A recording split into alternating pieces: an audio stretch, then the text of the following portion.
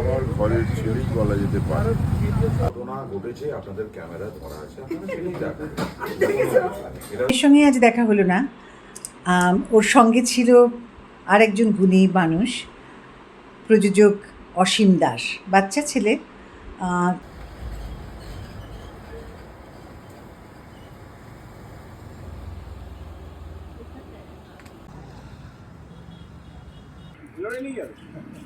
সবাই অপেক্ষা করছিল তোমার সিনেমাটা যার থেকে যা শুনি আমি তো একটু সিনেমাটার নামটা অনেক বেশি আকর্ষণ করেছিল না, তো আমার রক্তে তো সেটা শিখেছি এবং এখনো শিখছি।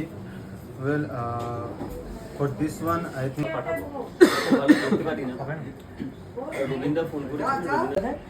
ইনস্ট্যান্ট মানে গল্প করতে কত কথা এই আচ্ছা এটা করলে বাঙালি ব্যবসা বিমুখ, এখান থেকে এটা করি, একটা হোম ডেলিভারি করতে করতে গল্পটা বেঁধে ফেলে 10 মিনিটের মধ্যে।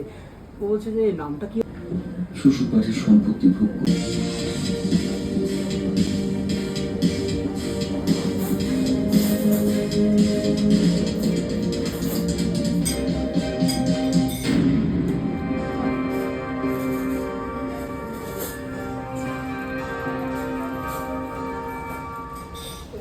Beautiful.